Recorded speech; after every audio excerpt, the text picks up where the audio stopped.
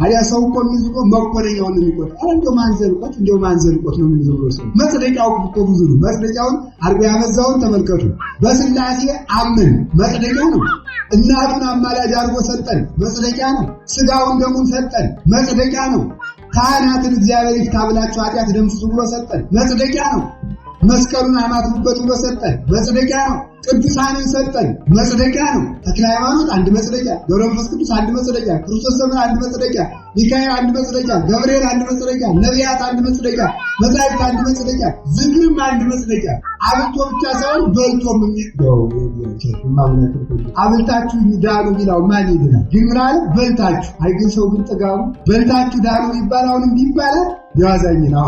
አሁን ላብላችሁ ሲባል እንጀራ ወርማ እንግዲህ ልሻማባት ነበር። ድግስ ይፍርማ እንግዲህ አርገን ምን በላት ኑቆራው ዝክር እንግዲህ ማን ይሰማዋል? በልታችሁ ዳኑ ብሎ መጽደቂያው ብዙ ነው። አይዟችሁ የጽድቅ ስልቱ የኃጢአት ስልቱ እንደበዛ ያንቀው የጽድቅም ስልቱ በዝቷል። ስለዚህ የመንግስተ ሰማያት መግቢያው ብዙ ነው። አይዟችሁ ገርቡን ብትደግሙ ትድናላችሁ።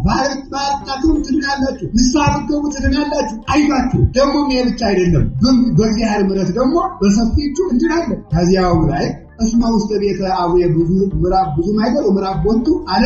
በዚህ ዓለም ብታጡ በዚያኛው ዓለም ታገኛላችሁና ልባችሁ አይሸበርባችሁ።